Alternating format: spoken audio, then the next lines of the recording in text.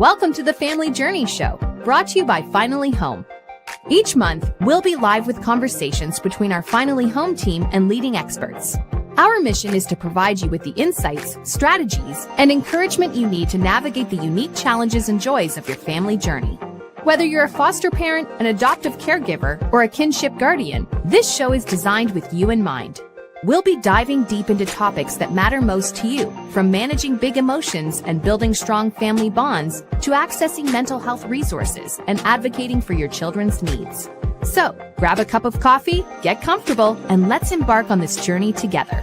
Don't forget to hit the subscribe button and turn on notifications so you never miss an episode. Welcome to the Family Journey Show, where support, community, and resilience grow strong roots.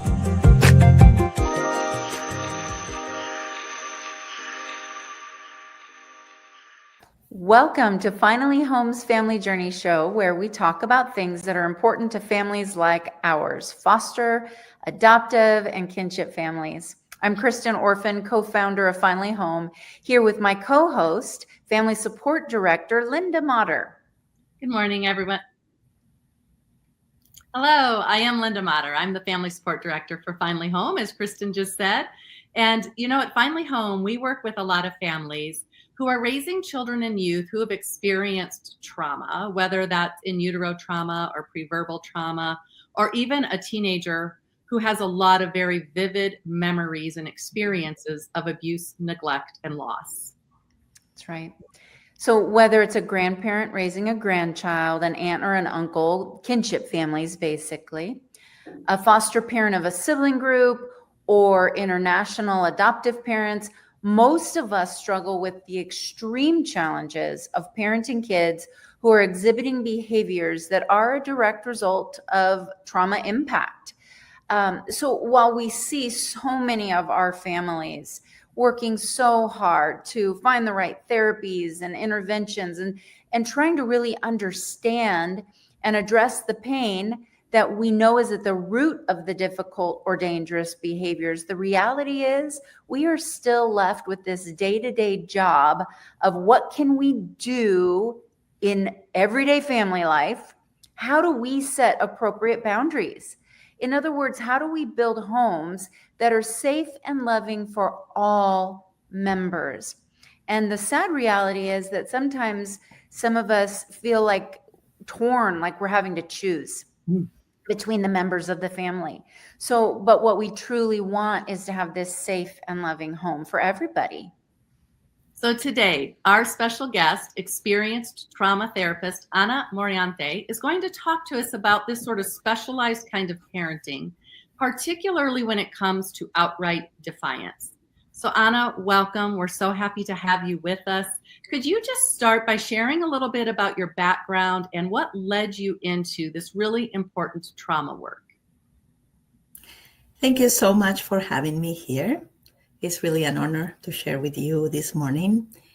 My background is I'm a marriage and family therapist and a certified family life educator. And I've been doing that for over 30 years. And what led me to this work is actually my own history. I come from a broken home. My parents divorced when I was 5 years old. And as I was growing up in that environment, I always wonder, well, what makes a family happy? What can help a family stay together and enjoy each other? And that's an idea that I grew up with. And then when it was time for me to go to college, I decided, well, I want to study psychology. And since then, I really got interested in the field of trauma and what is actually preventing families from getting along and enjoying each other. And that brought me here. Well, we appreciate your time, Ana, very much. As we begin our conversation today, we want to lay the foundation of what we believe is best for kids.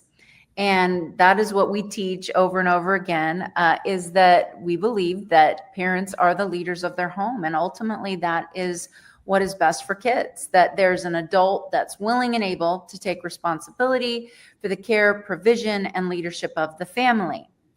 So as we talk about this in the context of trauma, I'd like to first hear from you, Ana, as to how would you explain, why is it good for children when they know that the parents are the leaders?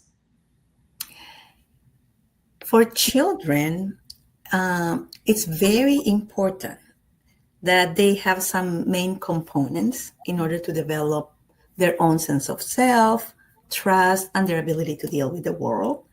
And these components are basically the ability to feel safe, secure, seen, and soothed. Right. So when parents are able to provide that type of environment, then children blossom, right? In order for that to happen, we need adults that are able to guide these children in a way that helps them feel safe. For that, so in family wellness, we always talk about parents, we have two jobs, right? We have the job of the leader and we have the job of the model, right? And being a leader is such a critical thing because as kids grow up, they need someone to guide them along the way. And they also need to feel that there are some kind of like boundaries that are going to keep them safe. So parents, we really need to help the kids feel that there is a final authority. And when we say that, we don't say the boss that, oh, I'm the boss, you do what I say, I don't care what you think. The boss is the one who I can trust to be there for me in a kind way, to guide me when I don't know what to do or when I'm going through a hard time, when I cannot make decisions.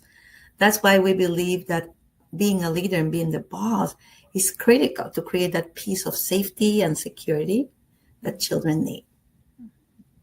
That is so powerful what you just said. And to be honest, when I think about the families that I interface with, I feel like that's sort of different than the message they often get in society right now. And so we have a lot of parents who they like this concept, adults in charge.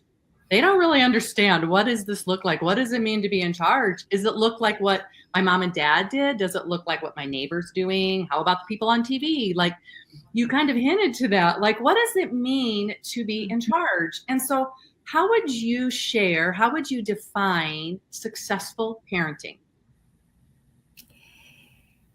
For me, when I'm a leader in the home, my main job is to think about who is my child, what are his or her needs, and how I can guide them to live in this society based on who they are.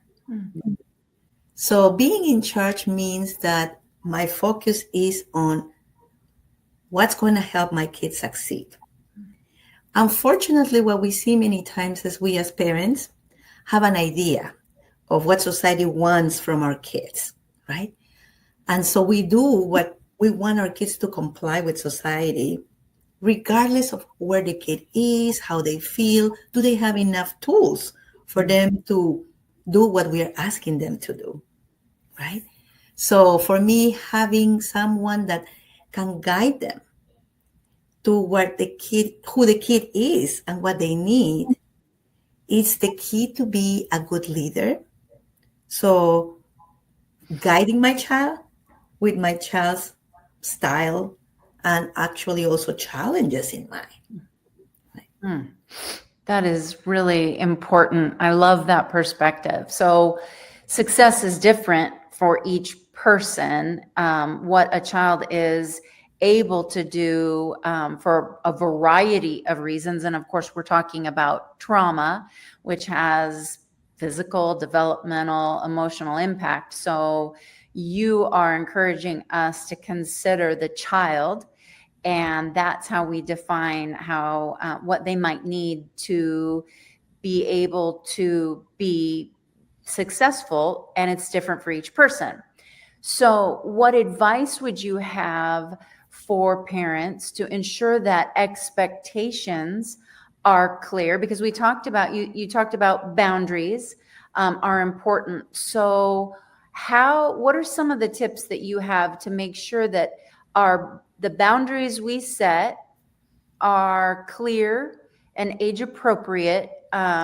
for for children, taking into account what you've just said, these individual needs and developmental stages. So what we're really wanting to do is unpack a little bit about what you mean by looking at the child. So you can just give us a few ideas or examples. When you look at a child and say, here are the boundaries this particular child might need, how do you do that? So I just want to go back a little bit of the part of redefining what success looks like. Yes. Because for, let's say, a two-parent family, of course, every family has challenges and all that, right?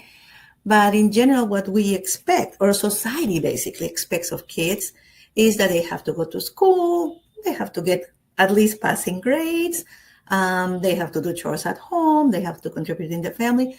Those are good expectations and are important for the child to develop.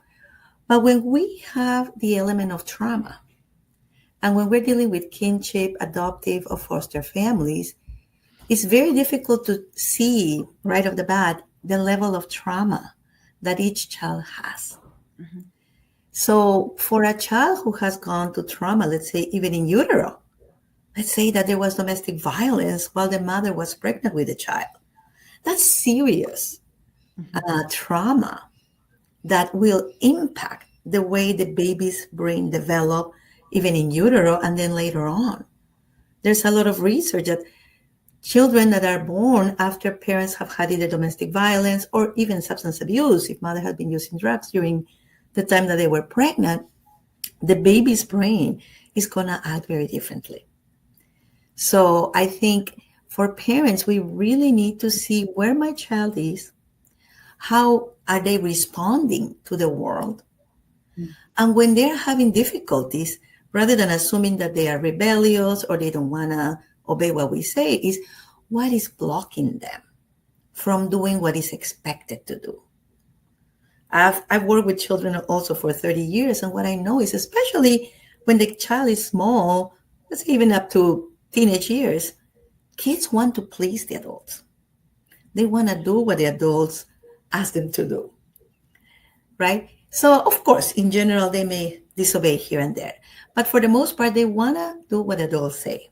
So when a child is not doing that, I think my first tool would be, let's stop and think, what's happening with this child that is not obeying, or that is not following the rules, or that's not doing what they're supposed to do, right? So number one is checking that and seeing what's going on with the child, because there may be things that we are missing. Mm-hmm. So for example, if the child is having a hard time going to school, right? Or they're not doing their homework, before saying, well, this is the rule, the reward and consequence, my idea is always sit down and check with the child. So what's happening? Why don't you want to go to school? Sometimes kids are being bullied in school, right? They're not treated well sometimes by teachers, or they think that that's happening because of the history that they might have had with other adults, right? Or sometimes the child has a learning disability, which is very common, right? And so rather than just saying you need to do your homework here and there, is how can I support you in either going to school or doing your homework or doing what's expected? So for me, that's the type of leadership that will help the child to become a little bit more successful into following the rules. There's some really good nuggets in that, but it makes me think about how often when I'm talking with parents, they don't feel equipped to do that. Like that feels very different for them. It's overwhelming to them, or they feel like, but I'm not parenting. So what kind of encouragement do you give to any of our parents that may be listening today who just feel ill-equipped, or maybe they're stuck or even confused a little bit about how do I lead and care for my children well? The first thing I want to tell them is being a parent is the hardest job that anybody can do. Mm. It is just such a responsibility of raising a human being, right? And now even more that we know the tremendous impact that our connection is going to have in the development of the child, right? So regardless if your child is a foster child or an adoptive child or whatever, know that we will not get it right. No matter what we want to do, no matter our good intentions, no matter how much we love this child, we're going to make mistakes, right? And that's a given. In fact, Winnicott used to say, there's no such a thing as a perfect parent. We always need good enough parents. Parents that are there and they make mistakes, but they're just good enough to be and provide that guidance and that love for the child, right?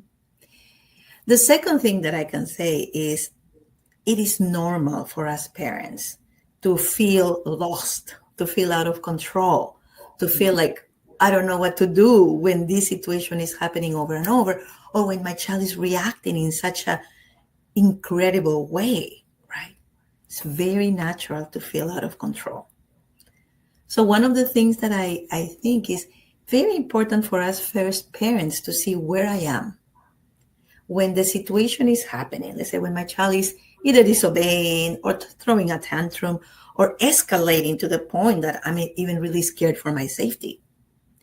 Number one thing is I need to check with myself. Can I handle this situation right now? Am I in a position that I can be, we want to call them parental, meaning that even if the child is fully out of control, do I have enough access to my, let's say, clear thinking to be present for this child and to not overreact, and then we get in a power struggle, right? And many times we won't be able to do that, and that's okay, right? So in that moment, you can say, well, depending on the situation, obviously, if the child is in immediate danger of to self or others, we need to take action, right? But if it's not an immediate danger, then it's very important for the child to say, for the parent to say, this is really hard. I'm having a hard time knowing what to do in this moment. I need a time. And then the parent can just take time for themselves. Sometimes we want to tell the kids, take a time out. You take a time out. And kids get even more upset, right? And the truth is, both of us need a time out. And it's probably even more helpful for me to say, you know what, I need to take a little time for me to calm down and think, because this situation is really important. And I want to be here for you the best way possible. And right now I can't. And I think that's beautiful modeling also. Because as human beings, there will be moments in which we are lost. We don't know what to do. We're going to be overreactive and we cannot handle it. And that's okay. The important thing is, can I be aware enough that in this moment, I'm not going to be giving you the best of me. And I need some time to calm down, to take care of myself, so I can come back in a more rational, but also more kind way to deal with this situation. Can I start by saying, thank you, because I just feel like I can take a deep breath as a mom, and that you just said to me, it's okay that I don't have to be perfect. I just have to be good enough, right? I have to be trying, I have to be engaged. And so, thank you for those words. That's like a salve to my own mama heart this morning. But here's what else I just heard you say, and that is that we don't have to handle things immediately. That there is beauty. There is actually great success. It's effective parenting to take a break and to not always say, hey, kiddo, you need to go away, but to model, hey, I need to go away. I need to take some time. I realize that I am not ready to have this tough conversation or to give consequences. So I just want to verify that you just said it is okay to delay. It's okay to take a break. It's okay to wait a little bit. But then can you just talk to me a little bit about what happens then? Because I have a lot of families who maybe have gotten to that point, and they, whether it's child goes to timeout, mama goes to timeout, eats chocolate in the closet, whatever we do, but then they don't come back together. They just sort of move on because things have calmed. Yes. So talk to me a little bit about what does that re-engagement or that repair look like, so that we do step forward in either correcting behavior or consequences or even repairing relationship. Yes. And thank you for saying that word repair, because I like to talk that in every relationship, we are going to have, especially in the closest one, we're going to have ruptures. And that's natural and normal. But the important thing is, can we repair that rupture? Right? And actually, what we see is that the more we are able to repair relationships, that's where trust builds most. So I think that the relationships where there's been a lot of friction, but ability to repair are the closest ones and the ones where trust can be built. So how does it look like? So the first thing is always, always for me, when I'm feeling that I'm getting out of control, stop and just notice. And I want to say, notice to your body, notice to my body. Where's my body right now? Oh, I feel that my heart is racing. Oh, I feel like, oh, my fists are clenching or my headache. I'm having a headache. So our bodies tell us where we are. And they tell the story for ourselves and for the kids, right? So check with your body. And if you're noticing that your ability to think clearly is not there, or that you're frustrated, or you're upset, or you're feeling out of control, I don't know what to do, right? So in that moment, like you said, let's take a little, I need a little break. And I like to say this, I need a little break because this is so important. And because I want to support you. So I think that break needs to be felt like I'm going out so I can better myself and I can be here for you versus I'm going out because I cannot handle you and I need a break from you, which can be felt as an abandonment. Mm-hmm. And these kids do not need to feel abandoned one more time, right? So very clearly, I'm having a hard time. This is very important. I care about how this is happening and I need to be in a better space. So I need to take this time to be in a better space so I can come back and see how I can support you better, right? Once that happens, my job as a parent is really, what do I need to do? Mm-hmm. Do I need to call a friend? Do I need to breathe? Do I need to pray? Do I need to maybe sleep? Mm-hmm. Really be aware of where am I emotionally based on this situation, right? And sometimes I may need a couple of days. I don't know, depending on how serious the situation is. Because also what kids do are going to trigger some things from my own history. And in my mind, all of us carry some level of trauma, right? Even if I don't come from a foster adoptive family. But just being in a family, it's always room for little traumas, how we call them, right? So I need to be kind of like calm enough to see, okay, in this exchange where things got so heated, what could be my part? What could be the buttons that this kid has just pushed in me for me to be so reactive, right? And so be very willing to kind of like see that and see how can I take care of that, right? And then assess, am I calm enough to keep what's best for my kid in mind? And I think that's the key for me to know when I need to come back and reconnect. Mm. Am I clear enough that what I'm thinking right now is not about me and my kid needs to listen to me, my kid needs to obey me, I'm the boss, and if my kid doesn't do that means that I'm not a good parent. It's really not about me. It's about I am here to support this human being. And if you think about this human being right now can be 1-year-old, 3-year-old, 10-year-old, 15-year-old. But this is a human being with their own lives. Mm-hmm. My job right now is I can support this human being wherever he or she is in their journey to become what they need to be. Right? So, and then the commitment is once I feel that I'm calm enough, then I need to see, okay, where is my child? What triggered this? And that's where curiosity is a very important tool.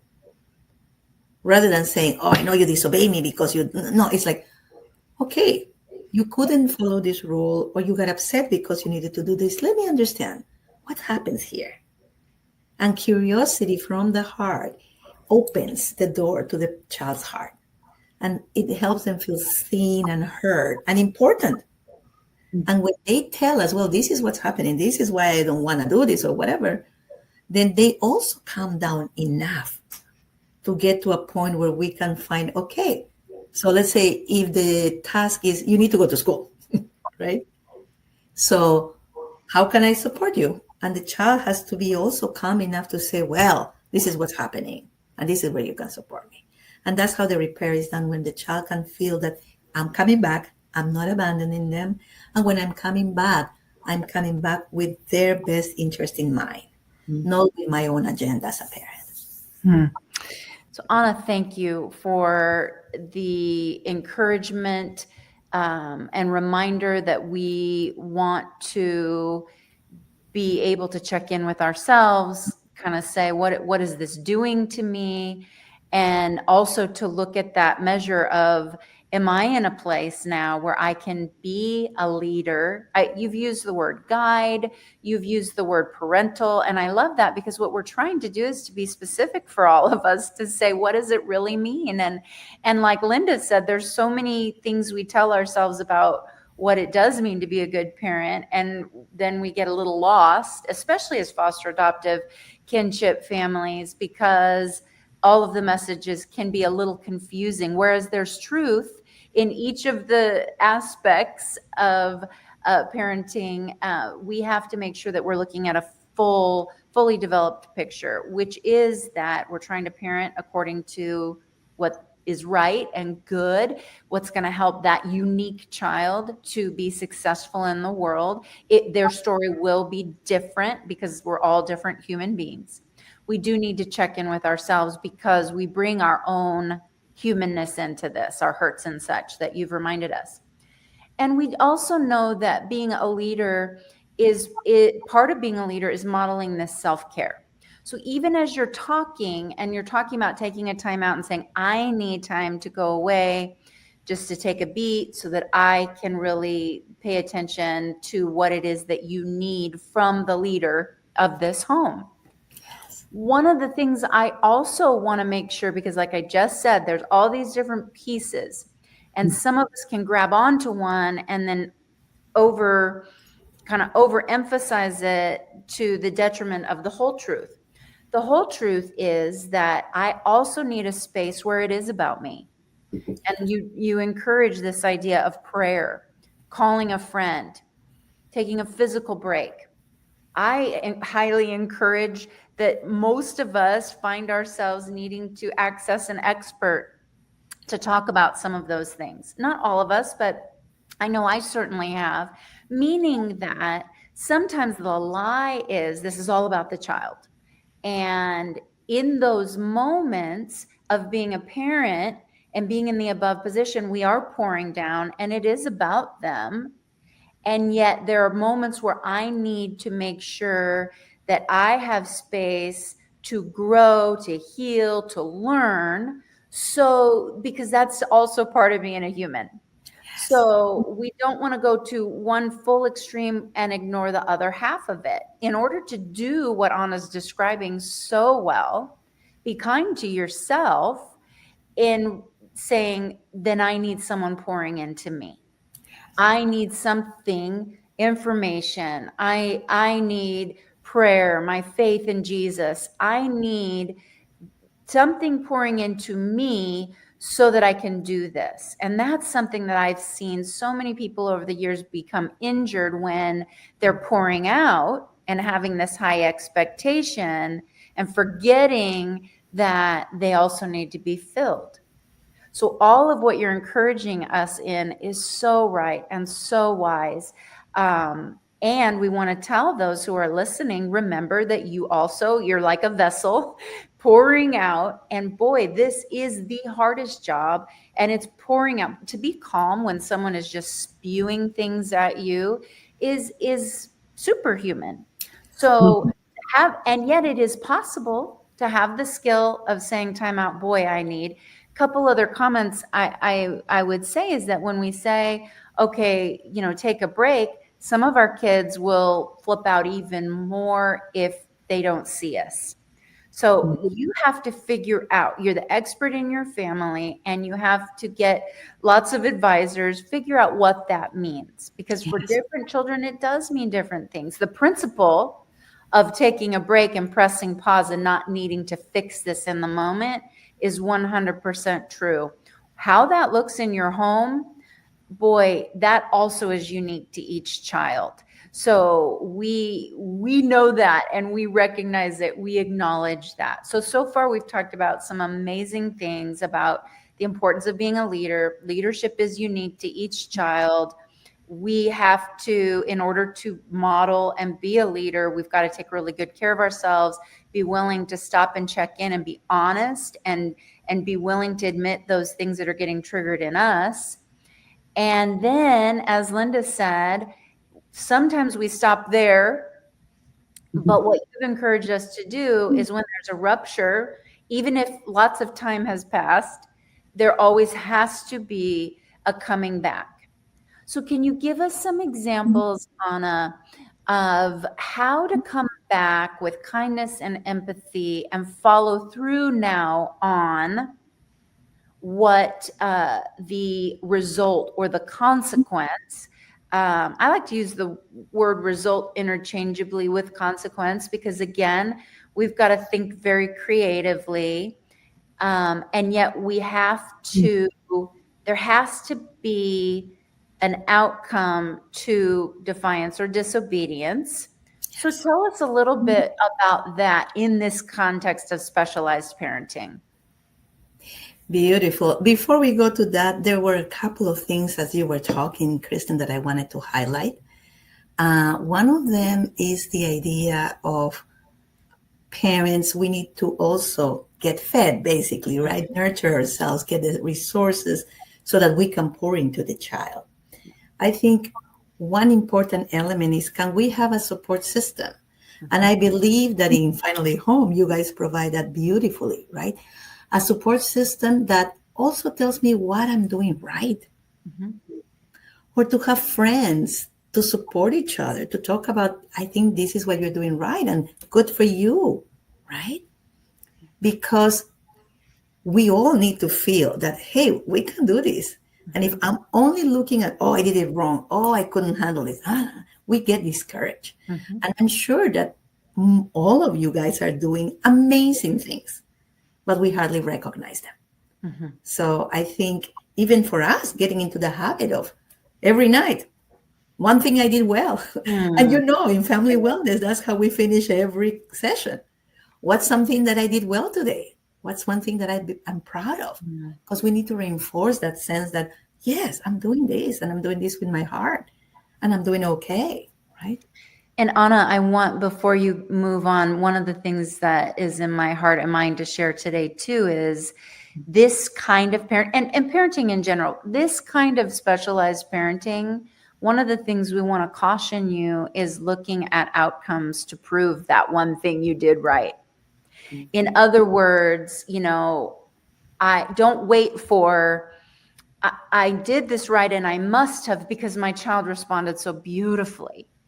Because inevitably you will have those moments, and then you'll have other moments where you felt like you did the exact same thing and their response was not what you wanted. And I won't even say it wasn't a good response, because we know that as we get deeper into relationship, children can get more defensive. And actually, the road to healing sometimes gets really, really, well, I'm just going to say always, is very messy. So the other encouragement I would say is to do what Anna has said, is to say one thing. And it's one thing you did right because you know it was right. You did it with your heart. You're checking in and you're learning, and you're a humble, you know, person willing to learn and make adjustments. And the outcome really so often isn't up to us. It's this other, as you've said, autonomous human being who is on their own journey. Yes. Yes. Yes. Beautiful. Beautiful. And again, we're emphasizing this, and I think it's always important to do that. The success is going to look different in every child. And with kids that come with a lot more trauma, success may be basically that they are in a family where they feel that they belong no matter what. And even if their challenges do not allow them to go to school, let's say, right? But this is a child that can trust me and that can feel heard. Maybe that's success for the child, right? So I want to also, for us parents, to really recognize, yeah, society expects A, B, C, D, Not everybody's going to do it that way. And success may be that, okay, this week, my kid, rather than running away from school, stay home and did some activities, some chores, whatever, right? So success is going to be looking very differently. And I'm going to encourage parents to constantly ask, what does success mean for this child? What is their baseline? Because some kids may come with us in this baseline, or they're over here, or they're over here, right? So what's the baseline for this child? And based on that, what is success? Maybe it's just one little step further. That's all. Maybe that instead of having tantrums every single day, now they have tantrums 3 times a week. I don't know, right? So that's very, very important. And the other thing that you mentioned was the idea of taking time. One thing that I want to suggest is sometimes, yes, some kids do not want us to leave their side. And that may trigger more of the trauma. So can we maybe stay there and model for them? And then say, one tip that I learned from Daniel Siegel, which I think is really effective and is very much based on science, is when we feel out of control, taking a little time and then just maybe, I'm going to do this, right? Putting my heart, one hand in my heart, on one hand in my stomach, and just breathing deeply. That helps regulate the nervous system. Okay, there's a whole science on that. But let's say if as a parent, I'm losing it and I'm feeling that we are not getting anywhere, say, okay, I need a timeout. Maybe if you want, feel free to join me or not, and just do this for myself and just take this time and breathe as long. That's also a beautiful way to teach the child how to regulate in times where both of us lost control, right? So those were the 2 things that I thought wanted to kind of like dig a little deeper on that. And then the question, maybe repeat to me the question. Absolutely. Well, I probably didn't get it super clear, but let's just say we come back and we've taken our time. We've done acknowledgement. So let's talk about, what do we let them get away with? So let's just get super specific and clear. We told them to take out the garbage. We know they're capable of it. So we've done the work. We've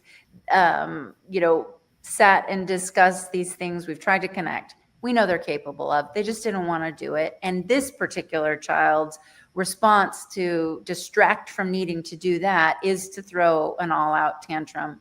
So all of those things that we've said before, apply it to this situation. They didn't do the thing that they were supposed to do, and we expect that they will do it. So what do we do now? Do we, in the name of trauma and connection, let them get away with it? Or what does it look like to come back and to do the repair, and then also to hold them accountable? Beautiful. I think you're very right. Letting the child do whatever they want is definitely not the answer. It's not going to work in our home or in the society. So kids actually, and that when they know where the limits are, that helps them feel safer. Even if they don't like it, even if they don't say, I don't want this rule, whatever, but that makes them feel, okay, I belong to this group and this is what I need to do. So definitely there has to be a limit. But the way repair may look like, let's say one idea would be, once I feel calm enough, because I may not be like fully Zen, right? But I'm kind of like calm enough that I can think, right? I also need to check, where's my child? Is my child also calm enough that we can have a conversation, right? And if not, what do I need to do in order to support my child to calm down? Which it doesn't mean that I'm going to let my child get away with not doing the behavior. It's just I'm supporting my child in regulating him or herself, right?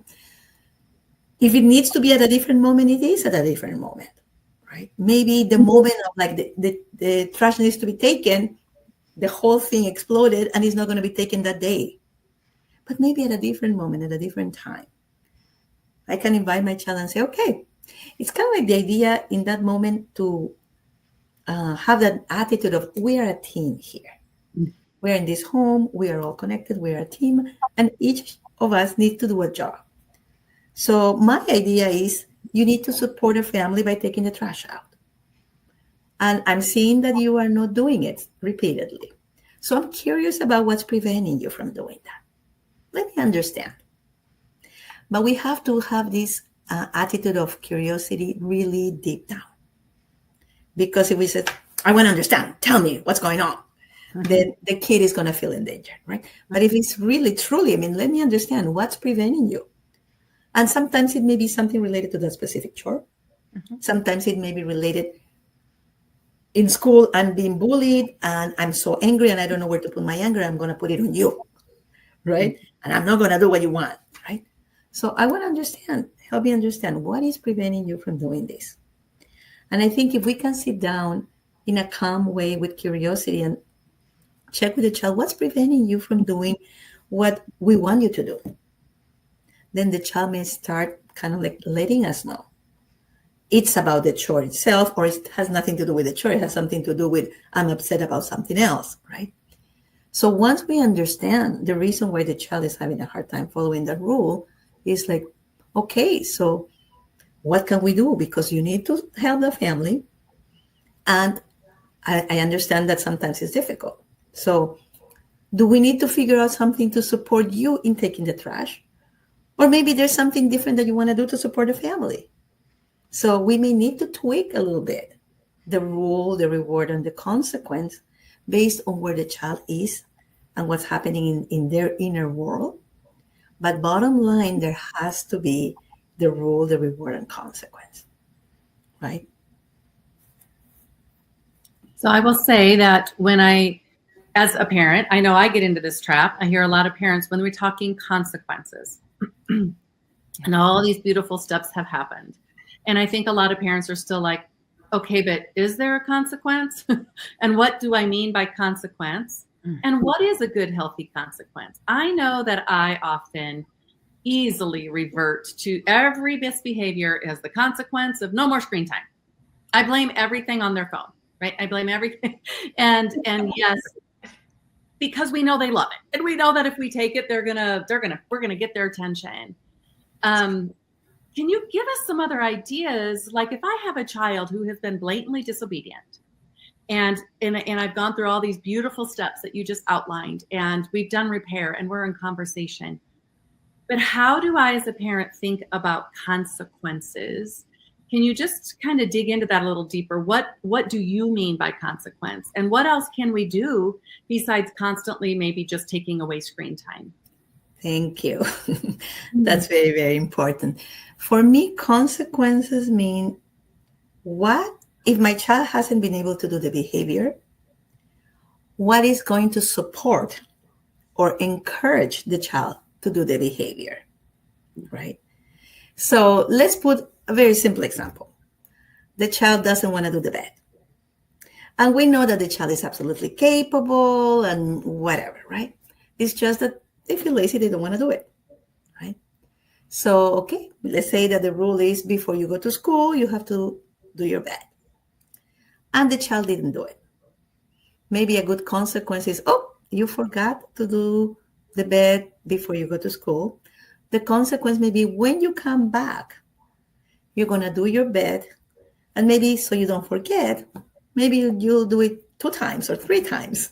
So in a way, I'm making the consequence still related to the behavior that I want, but a little harder, right? So you decided not to do your assignment, right?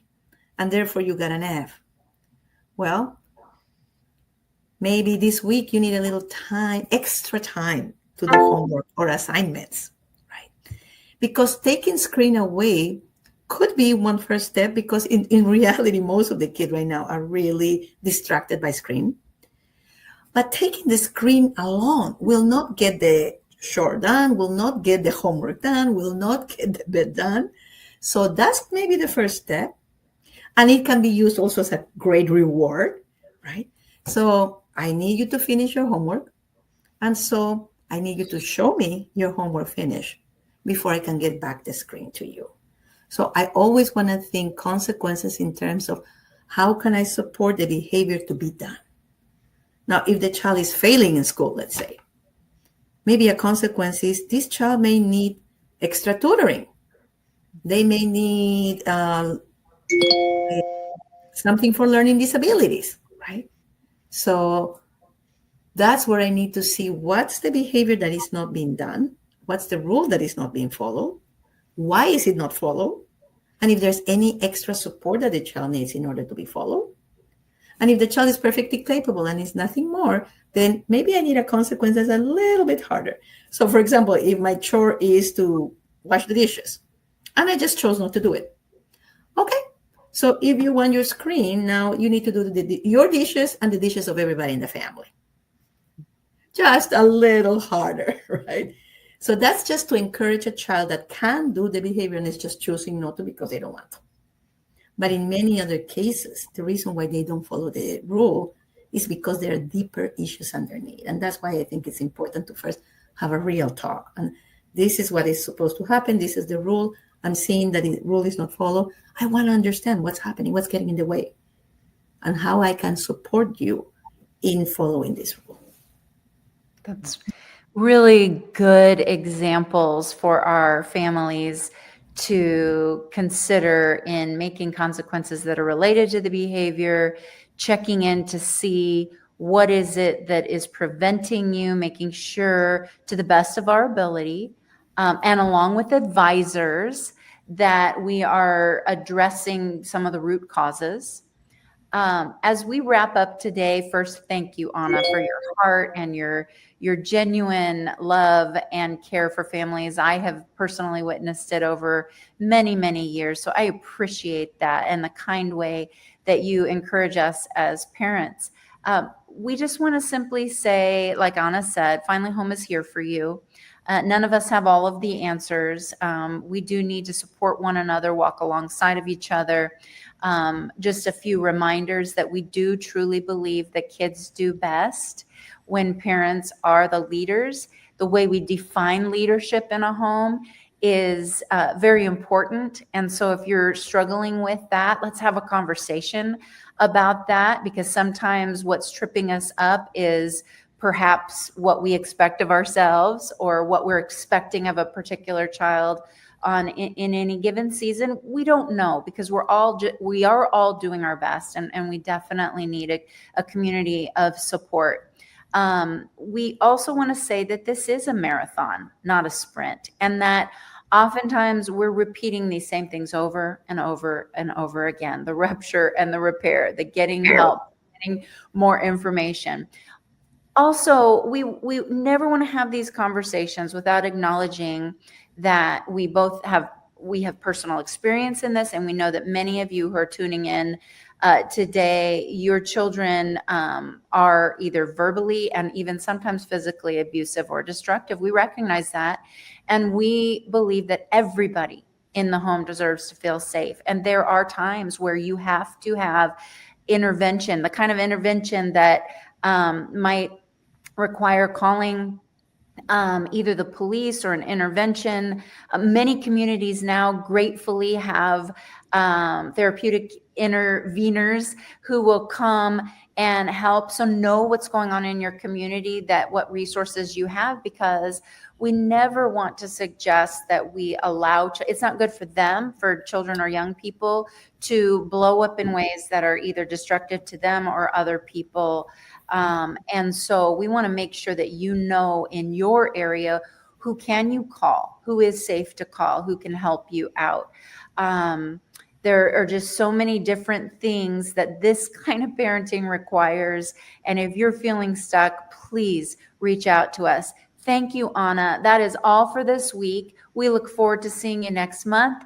Please make sure that you subscribe and hit the bell so that you get notified when we publish a new video. We have many exciting ones coming. We will be live each month for the Family Journey Show, as well as sharing additional resources in between that you will not want to miss out on. Reach out, connect with Linda. She's an incredible support to you. And we just want you to know you're not alone. Thank you. And thank you for having me. And I just want to say all my respect to all the parents, grandparents, foster parents, adoptive parents, because in my eyes, you're heroes. Mm-hmm. Raising a child that is not yours is even tougher than raising your own kids. And I think it speaks so much of your heart. And so I want to thank you for taking that on. Becoming a foster, adoptive, or kinship caregiver is exciting and scary all at the same time. There is no way of fully knowing what personality the child or children will have, or what trauma they have experienced. Finding the resources to help you navigate the day-to-day challenges can be tricky. This is where Resilient Roots comes in. This annual membership is the toolbox you need to support whole family strengthening. You'll have access to on-demand videos from our trauma-informed, research-based curriculum that teaches each member of your family how to speak up, listen, and cooperate. By building these foundational blocks of family communication, each family member will feel valued, heard, and truly understand their big emotions. Learn more by visiting finallyhome.net/resilient-roots.